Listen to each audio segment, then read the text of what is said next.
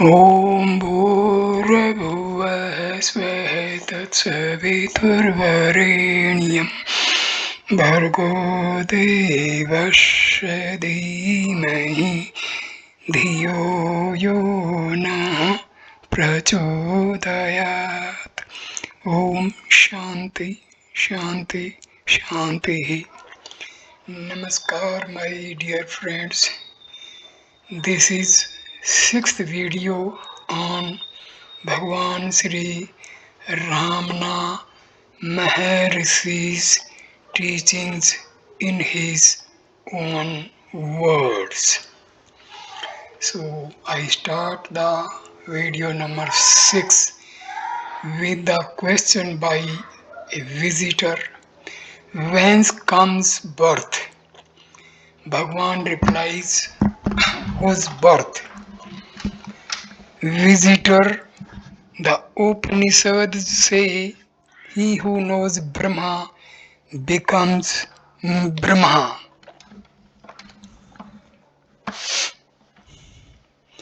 Bhagwan: it is not a matter of becoming but of being. There is no such thing as realizing the self. Bhagwan has often said this in order to remind those who ask that the self alone is now and eternally and is not something new to be discovered. This paradox is of the essence of non-dualism.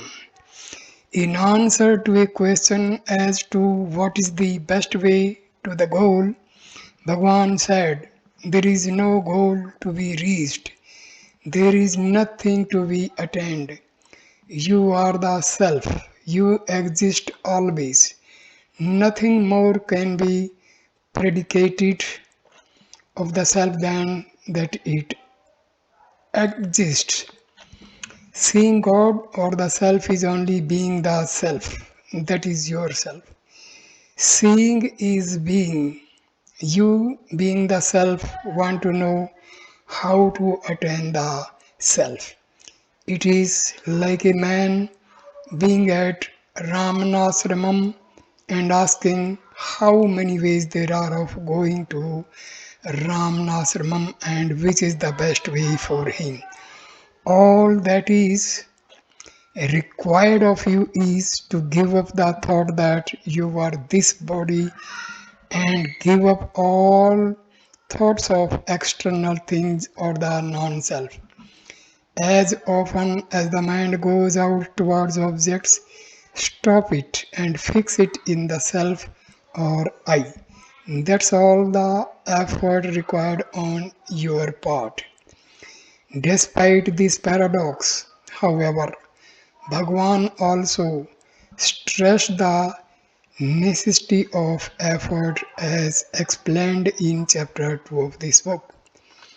Ceaseless practice is essential until one attains without the least effort that natural and primal state of mind which is free from thought. In other words, until the I, my, and mine are completely eradicated and destroyed. It is in order to safeguard the viewpoint that there is nothing new to be discovered that Advaita explains that it is only a question of removing the screen of ignorance. Just as by removing water plants, one reveals beneath them the water that was already there, or as the removal of clouds reveals the blue sky that is there already but was hidden by them. Devotee puts a question: how can one know the self? Bhagwan Ramana replies, the self always is. There is no knowing it. It is not some new knowledge to be acquired. What is new and not here and now cannot be permanent. The self always is, but knowledge of it is obstructed, and the obstruction is called ignorance. Remove the ignorance and knowledge shines forth. In fact, it is not the self that has this ignorance or even knowledge. These are only accretions to be cleared away. That's why the self is said to be beyond knowledge and ignorance. It remains at as it naturally is. That's all.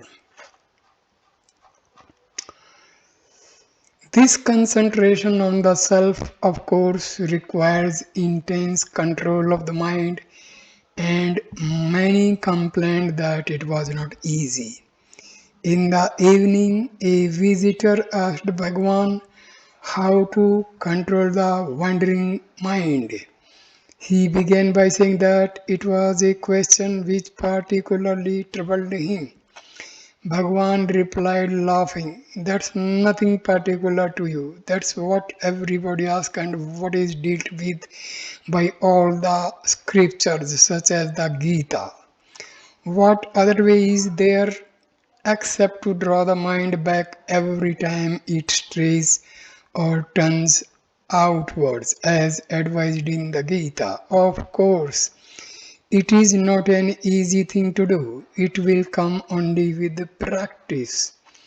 The visitor said that the mind strays after what it desires and won't stay fixed on the object we set before it. When there was this sort of complaint, Bhagwan sometimes answered that self-acquired self-enquiry does not set any object before the mind, but simply turns it in on itself, seeking its source. On this occasion, however, he answered from the point of view of desire or happiness. Everybody seeks only what brings him happiness. Your mind wanders after some objects or other because you think that happiness comes from it, but find out where all happiness comes from, including that which you regard as coming from sense objects. You will find that it all comes from the self alone, and then you will be able to abide in the self. Some people complained of the difficulty of quelling thoughts. Bhagwan brought them round again to self-enquiry by reminding them that it is the thinker, or in case of doubt, the doubter, whom one must examine. There may be 1,000 doubts, but one does not doubt the existence of the doubter. Who is he? All doubts will cease only when the doubter and his source have been found. It is no use endlessly removing doubts. If we clear up one, another will arise and there will be no end to them. But if the doubter himself is found to be really non-existent by seeking his source, then all doubts will be ceased. Mind control, of course, means concentration. But by concentration, Bhagwan did not mean concentrating on one thought, although he did not always discourage this, but concentrating on the sense of being, the feeling of I am, and excluding all thoughts. Bhagwan answers, concentration is not thinking of one thing. On the contrary, it is excluding all thoughts, since all thoughts obstruct the sense of one's true being. All efforts are to be directed simply to removing the veil of ignorance. In a number of passages already quoted, Bhagwan does not only tell the questioner to investigate the I thought, but to find out where it arises. This connects self-inquiry with concentration on the heart at the right side referred to in chapter 1 and shows still more clearly that it is not a mental process. Indeed, an actual liberation that can be felt physically arises in this center during self-inquiry. Concentrating the mind solely on the self will lead to happiness or bliss.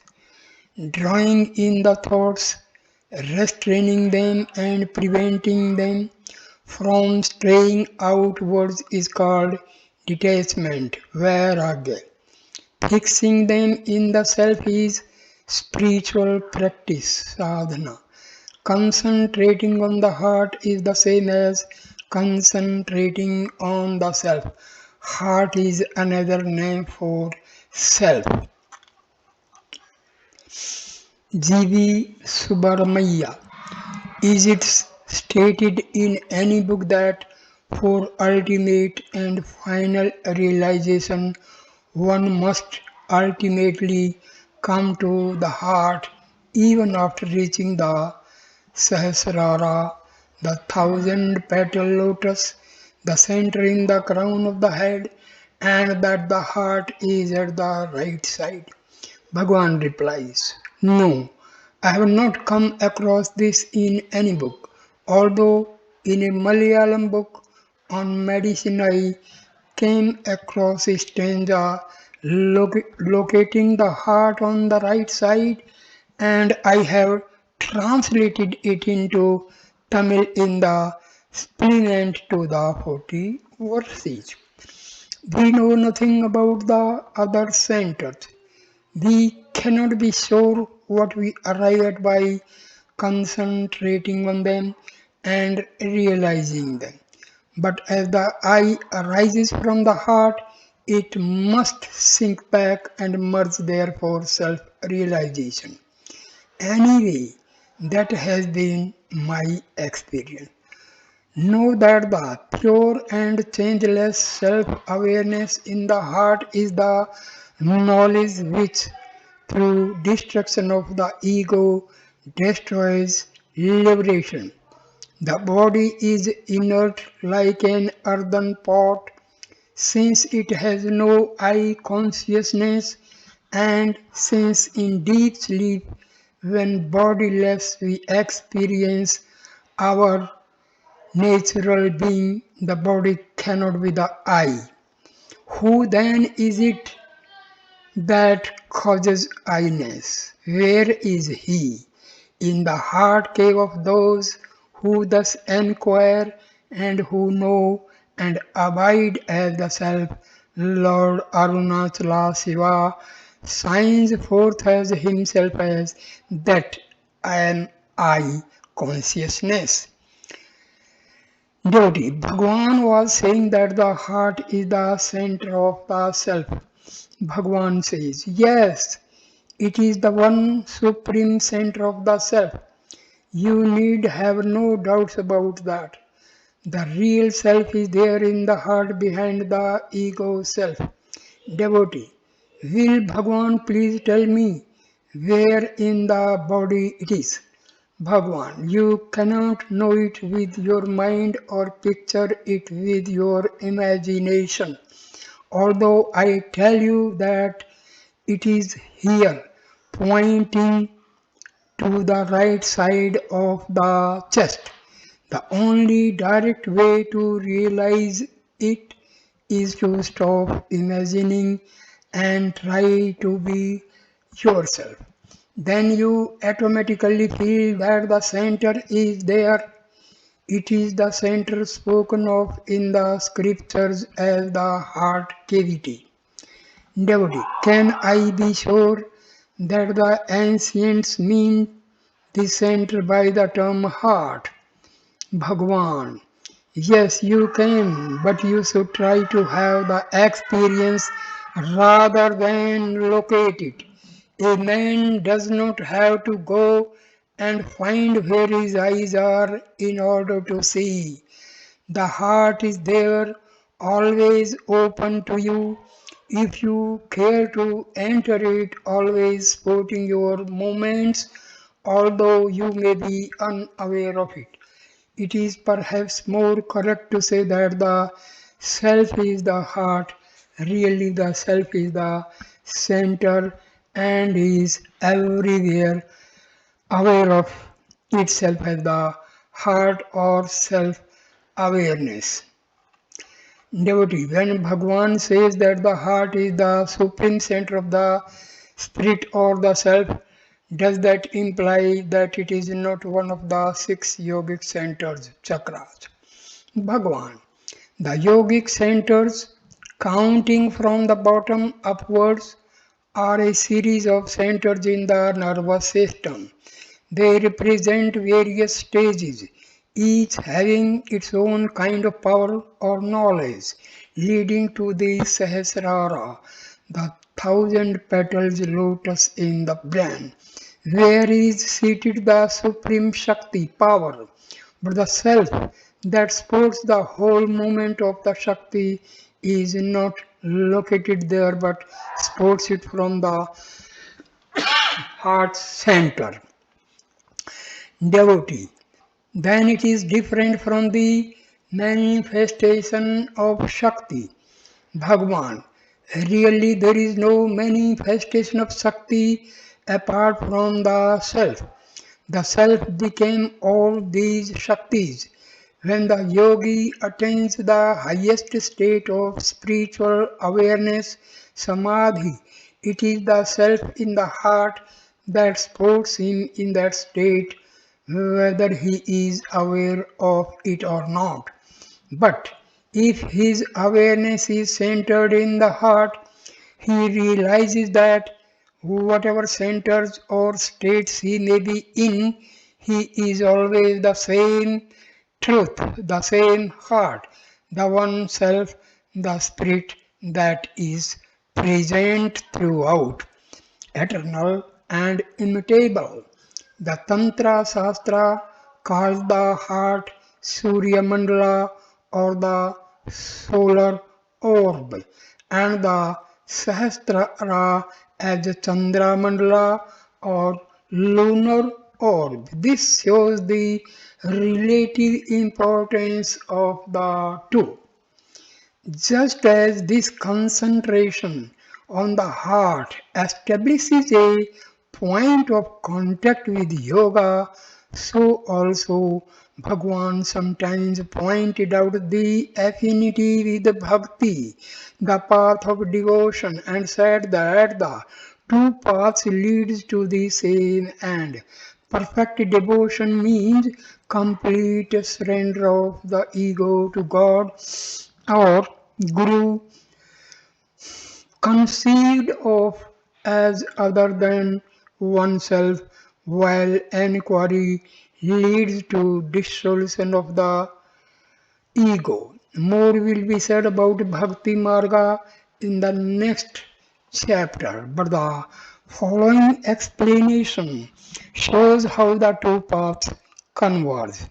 Devotee, if the I is an illusion, who is it that cast off the illusion? Bhagwan replies, the I cast off the illusion of the I and remains I. Such is the paradox of the self-realization. The realized do not see any paradox in it. Consider the case of the worshipper. He approaches God and prays to be absorbed in Him. He then surrenders himself in faith and by concentration. And what remains afterwards in the place of the original I? Self surrender leaves a Residuum of God in which the I is lost. That is the highest form of devotion or surrender and the peak of detachment. You may give up this and that of my possessions, but if instead you give up I and mine, all is given up at a stroke, and the very seed of possession is destroyed. Thus, the evil is nipped in the bud or crushed in the germ. But detachment must be very strong to do this.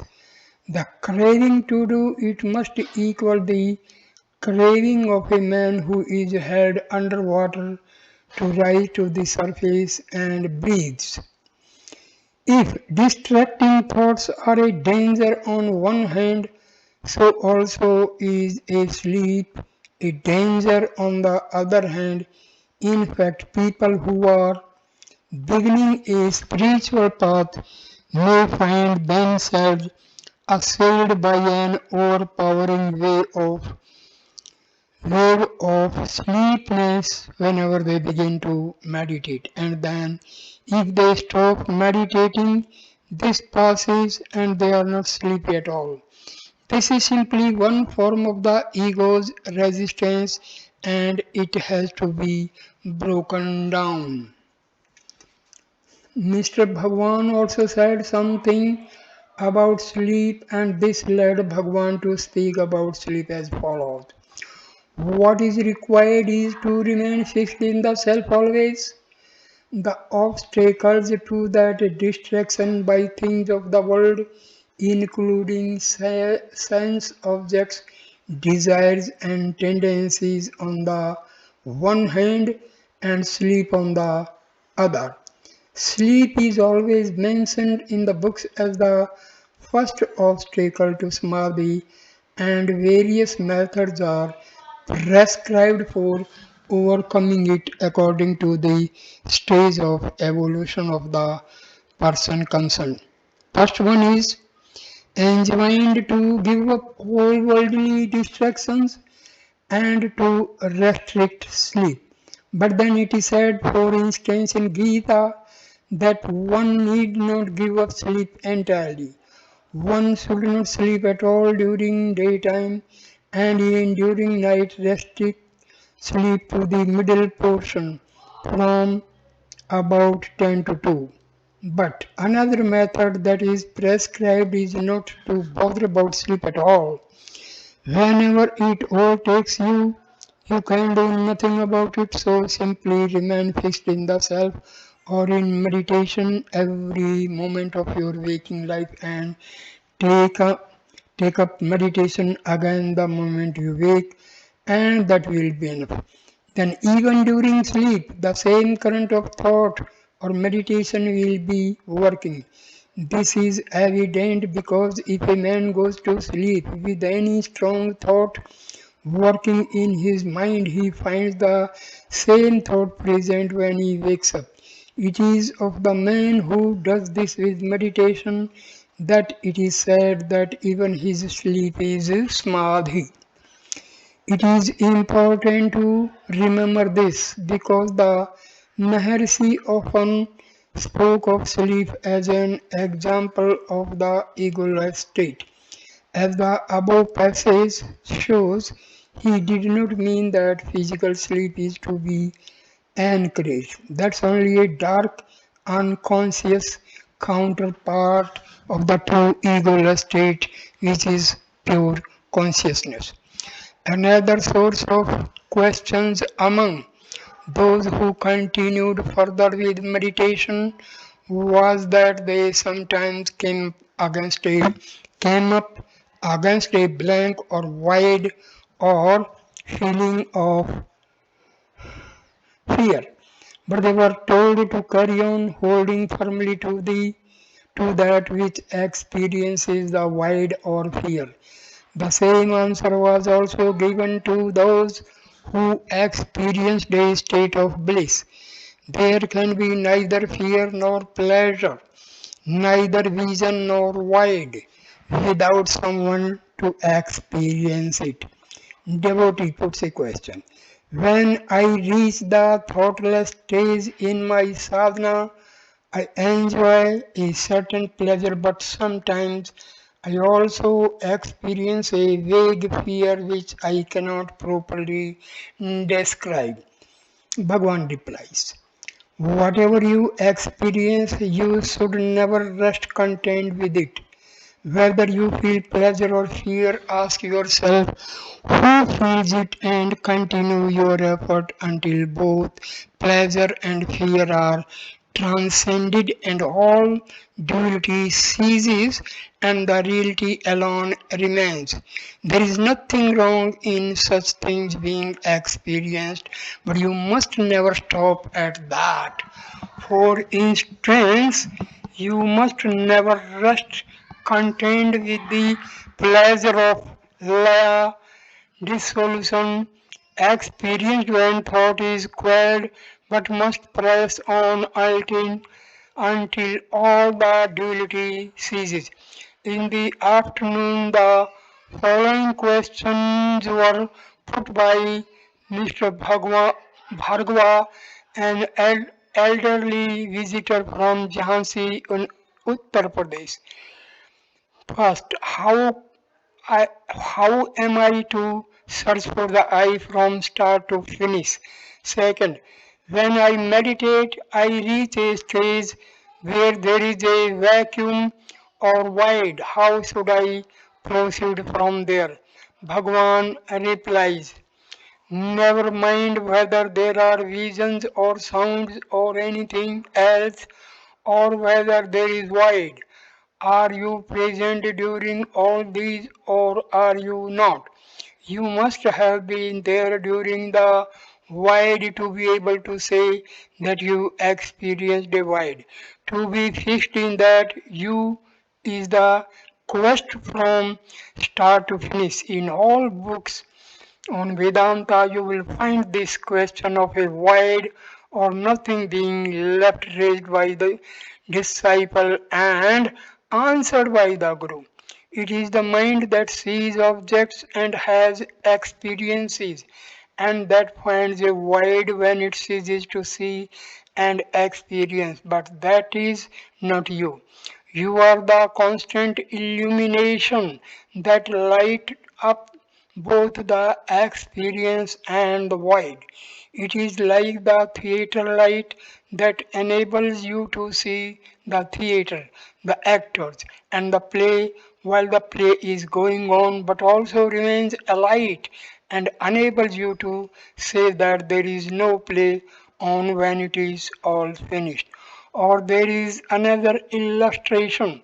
We see objects all around us, but in complete darkness we do not see them and we say, I see nothing. In the same way, you are there even in the void you mention.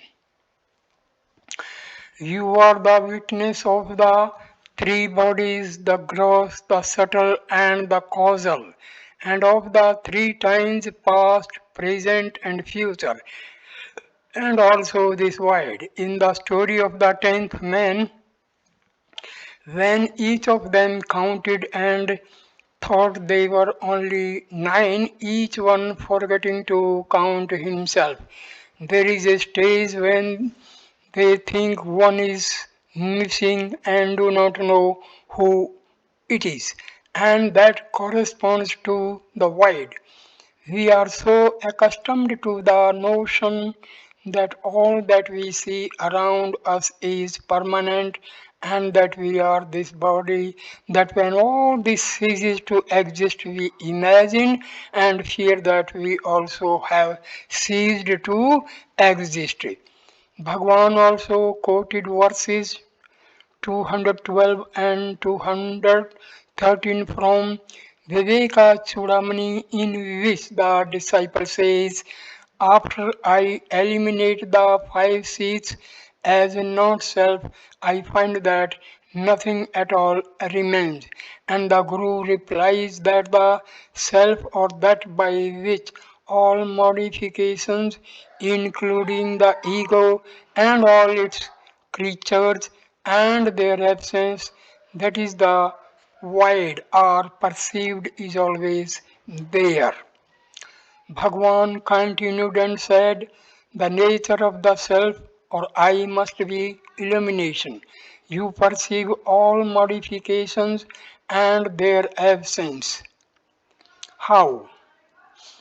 To say that you get the illumination from another would raise the question how he got it, and there would be no end to the chain of reasoning. So, you yourself are the illumination. The usual illustration of this is the following: you make all kinds of sweets of various ingredients and in various shapes, and they all taste sweet because there is sugar in all of them, and sweetness is the nature of sugar. And in the same way, all experiences and absence of them contain the illumination which is the nature of the self.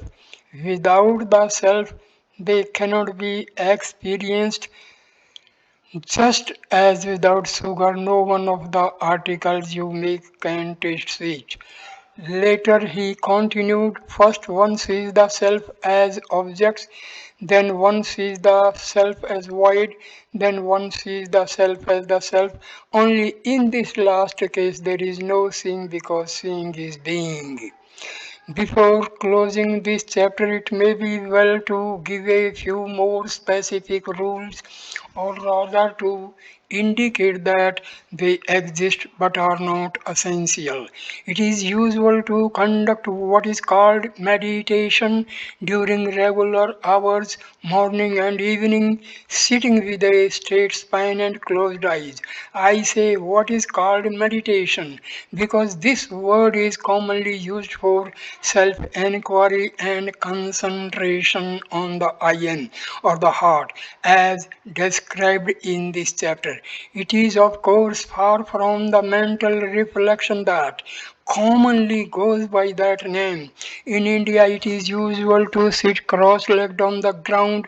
However, all such rules of technique are less important in the self inquiry than with other less direct methods. Indeed, this is obvious from the fact that self inquiry has gradually to be extended from set hours of meditation until it becomes the undercurrent of all thoughts and actions. Mr. Evans Vance asked a few questions. They related to yoga. He wanted to know if it was right to kill animals such as tigers, deer, and so on, and use the skin as a seat for the yoga posture asana. Bhagwan, the mind is the tiger or the deer. Devotee, if everything is illusion, can one then take life? Bhagwan, who has the illusion? That is what you must find out. In fact, everyone is a killer of the self. Atman at every moment of his life. Devotee, which posture is the best? Bhagwan, any posture, possibly Sukhasana, the easy or half of Buddha just posture. But that is immaterial for jnana, the path of knowledge. Devotee, does posture indicate temperament? Bhagwan, yes.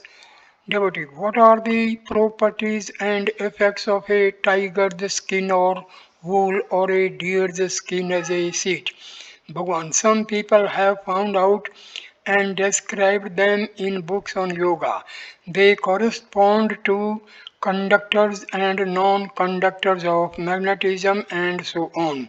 But all this is of no importance on the path of knowledge, Jnana Marga. Posture really means steadfastness in the self and it is inward.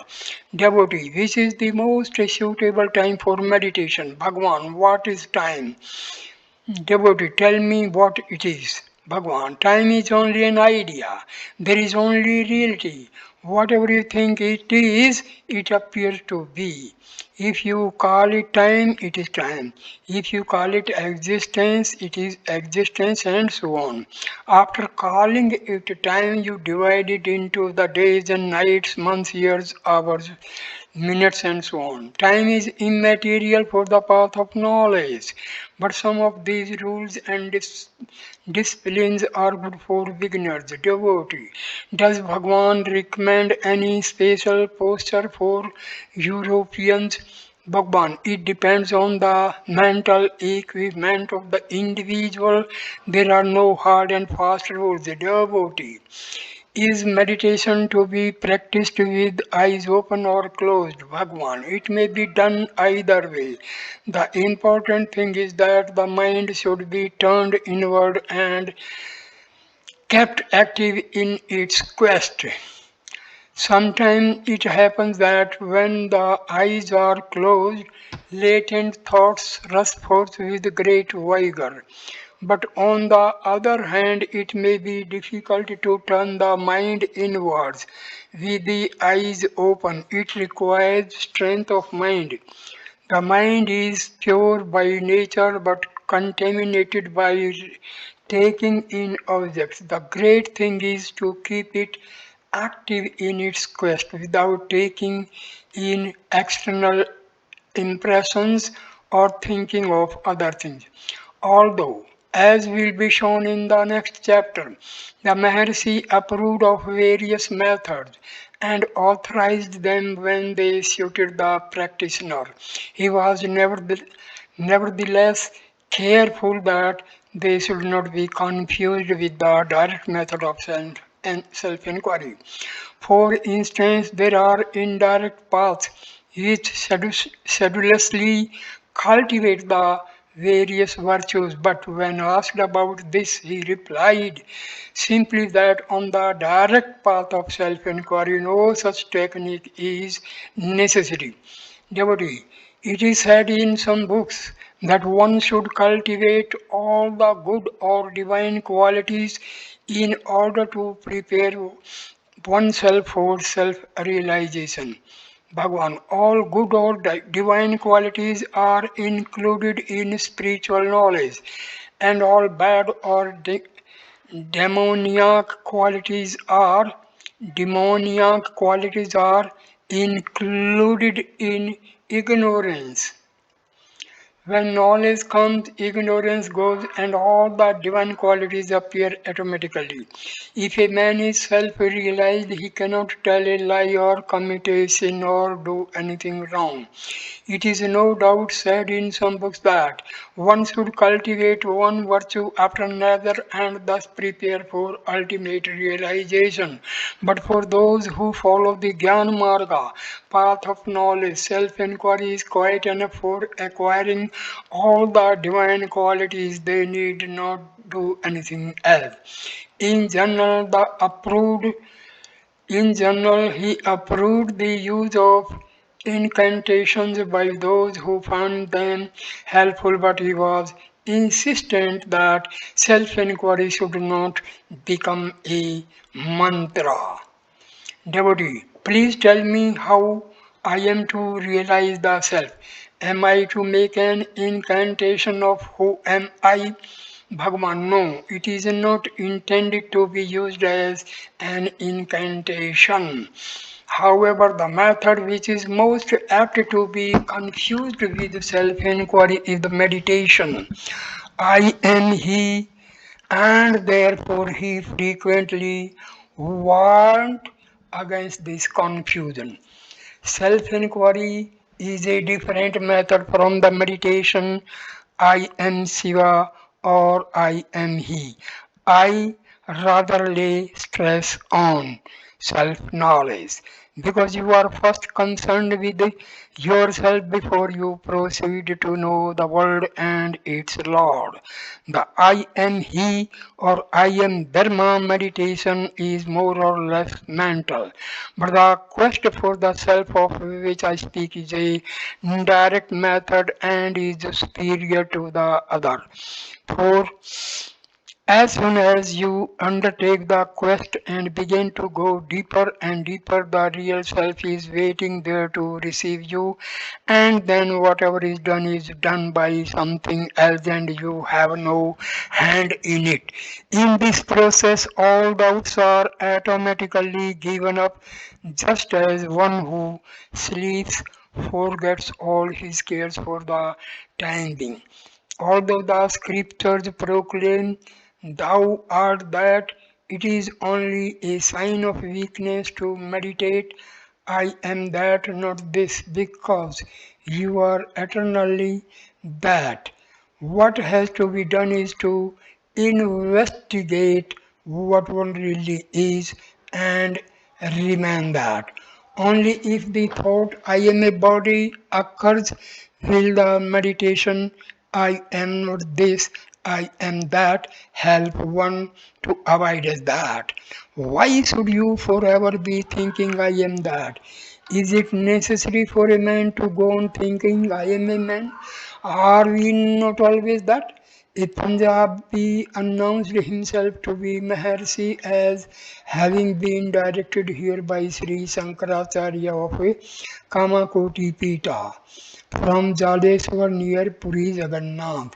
He is a world traveler. He has practiced Hatha Yoga and some contemplation along the lines of I am Brahma.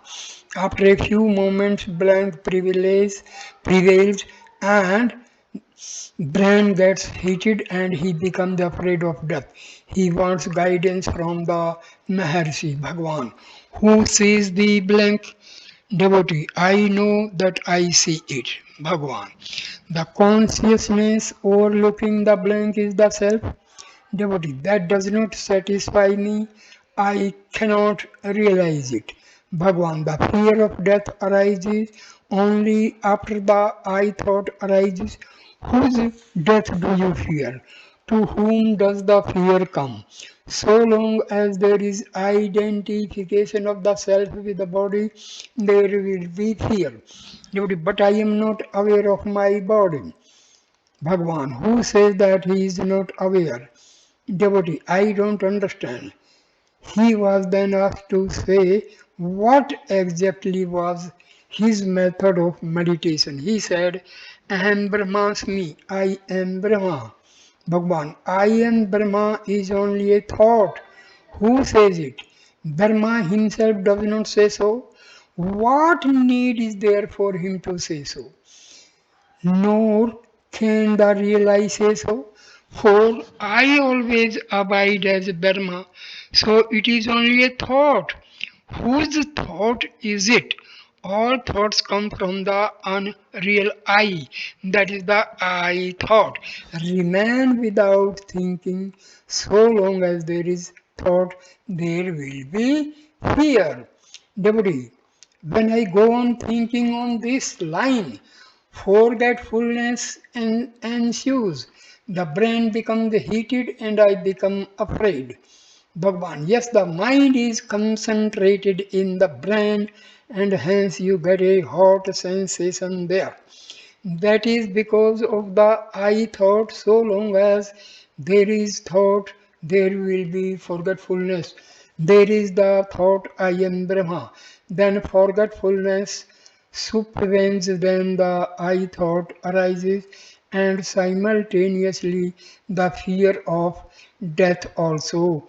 Forgetfulness and thought exist only for the I thought. Investigate this and it will disappear like a phantom. What remains then is the real I, that is the self. The thought I am Brahma may be an aid to concentration insofar as it keeps other thoughts away and persist alone. But then you have to ask whose thought it is. It will be found to come from the I. But where does the I thought come from?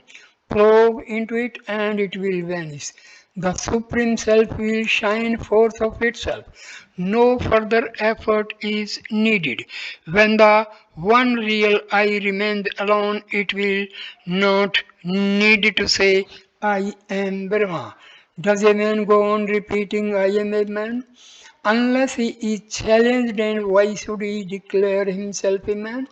Does anyone mistake himself for an animal that he should say, no, I am not an animal, I am a man? Similarly, since Brahma or I alone is, there is no one to challenge it, and so there is no need to repeat, I am Brahma. Throughout this chapter, self-inquiry has been spoken of mainly as a spiritual exercise or meditation to be practiced at certain fixed times. It does not indeed begin so and so long as effort is needed. Such times of intensive meditation continue to be helpful, but that is not enough. The self-awareness which begins to be experienced during such meditation has to be cultivated at other times also, and indeed begins to awaken spontaneously, forming an undercurrent to one's activities. The aim is to make it more and more continuous. It will be seen that this explains Bhagwan's injunction referred to in chapter there and chapter 3 to conduct one's spiritual quest in the world and not to retire to a hermitage. Devotee, is it set meditation necessary for strengthening the mind? Bhagwan, not if you keep the idea always before you that it is not your work. At first, effort is needed to remind yourself of it, but later on it becomes natural and continuous. The work will go on of its own accord and your peace will remain undisturbed. Meditation is your true nature. You call it meditation now because there are other thoughts distracting you. When these thoughts are dispelled, you remain alone, that is, in the state of meditation, free from thoughts, and that is your real nature, which you are now trying to realize by keeping away other thoughts. Such keeping away of other thoughts is now called meditation. But when the practice becomes firm, your real nature shows itself as a true meditation. For the reason mentioned in the previous chapter, a guru often withholds the technique of spiritual practice as a secret to be revealed only to those whom he finds fit and initiates into personally. However, with self-inquiry, as taught by Bhagwan, no such precaution is necessary. It is a person's own understanding that opens this method to him or his lack of understanding that closes it. Devotee, may I be assured that there is nothing further to be learned so far as the technique of spiritual practice is concerned than what is written in Bhagwan's books. I ask because in all other systems, the Guru holds back some secret technique to reveal to his disciple at the time of initiation. Bhagwan, there is nothing more to be known than what you find in the book. No secret technique. It is all an open secret in this system. So now starts the next chapter, number 6. Other methods. Devotee puts a question. Which method is the best? Bhagwan. That depends on the temperament of the individual. Every person is born with the sanskaras, characteristics, or tendencies from his past lives. One method will prove easy to one person and another to another. There can be no general rule. In the following passage, Bhagwan indicates the purpose of all the methods and the goal they aim at. There are many methods. You may practice self inquiry, asking yourself, who am I? Or if that does not appeal to you, you may meditate on I am Brahma or some other theme, or you may concentrate on an incantation or do invocation. The object in every case is to make the mind one pointed, to concentrate it on one thought and thereby exclude the many other thoughts. If we do this, the one thought also eventually goes and the mind is extinguished at its source. Dr. Masalawala placed in Bhagwan's hands a letter he had received from his friend V.K. Asgaonkar, a gentleman of about 35, a follower of Gyaneshwara Maharaj, who is said to have attained Jnana in his 28th year. The letter said, "You call me Purna, who is not Purna in this world." Bhagwan agreed and, continuing in the vein in which he discoursed this morning, that is March 15, 1946, he said, "We first limit ourselves and then seek to become unlimited, and as in fact we always are. All our effort is only directed to giving up the notion that we are limited." The letter went on to say, Ramana Maharshi is an exponent of the Advaita doctrine of Advaita, Vedanta. Of course, it is a bit difficult. Bhagwan remarked on this. Somebody has told him so. I do not teach only the Aja- Ajata doctrine.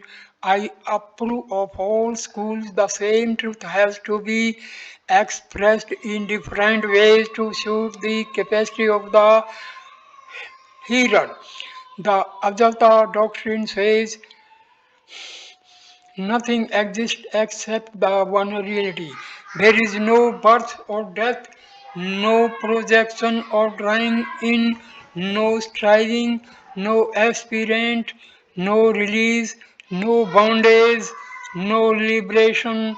The one unity always exists forever. To such as find it difficult to grasp this truth and who ask, how can we ignore this solid world we see all around us? The dream experience is pointed out and they are told all that you see depends upon the seer. Apart from the seer, there is no seeing. There is called. This is called drishti shrishti vada, or the argument that one first creates everything out of his mind and then sees what his mind has created. To such as cannot grasp even this and who further argue the dream experience is so short while the world always exists. The dream experience was limited to me, but the world is felt and seen not only by me but by so many, and we cannot call such a world non-existent. The argument called Srishti Drishti Vada is addressed, and they are told God first created such and such thing out of such and such an element and then something else, and so for that alone will satisfy this class. Their mind is otherwise not satisfied and they ask themselves, how can all geography, all maps, all sciences, stars, planets, and the rules governing or relating to them all be totally untrue? To such, it is best to say, yes, God created all this, and so you see it. Dr. Masalawala objected, but all these teachings cannot be true. Only one doctrine can be true. Bhagwan said, all these viewpoints are only to suit the capacity of the learner. The absolute can only be one. However, although Bhagwan approved of other paths for those who could not follow self-inquiry, he did say to the present writer, all other methods lead up to self-inquiry. If a devotee of his found that some other less directed paths served him better, Bhagwan would guide him on this until he could gradually bring him to self inquiry. Talking of the innumerable ways of the different seekers after God, Bhagwan said, each should be allowed to go his own way, the way for which he alone may be built. It will not do to it will not do to convert him to another path by violence. The Guru will go with the disciple along his own path and then gradually turn him into the supreme path when the time is ripe. Suppose a car is going at top speed, to stop it and to turn it at once would lead to a crash. Other methods are not necessarily exclusive of the self inquiry. In fact, some of them may very well be combined with it. Satsang. The greatest of all aids to self realization is the presence of a realized man. This is called satsang, which means literally fellowship with being. Even here, Bhagwan would sometimes explain that the real being is the self and therefore no physical form is needed for satsang. Nevertheless, he often dwelt on its benefits. Association with sages who have realized the truth removes material attachment. On these attachments being removed, the attachments of the mind are also destroyed. Those whose attachments of mind are thus destroyed become one with that which is motionless. They attain liberation while yet alive, cherish association with such sages. That supreme state which is obtained here and now as a result of association with sages and realized through the deep meditation of self inquiry in contact with the heart cannot be gained with the aid of a guru or through knowledge of the scriptures or by spiritual merit or by any other means. If association with sages is obtained, to what purpose are the various methods of self discipline? To tell me of what use is a fan when the cool, gentle south wind is blowing. The heat of mental and bodily excitement is allayed by the rays of the moon. Want and misery are removed by the Kalpaka tree. Sins are washed away by the sacred waters of the Ganges. But all these afflictions are altogether banished by the near darshan of the peerless sage. Neither the holy waters of pilgrimage nor the images of gods made of earth and stone can stand comparison with the benign look of the sage.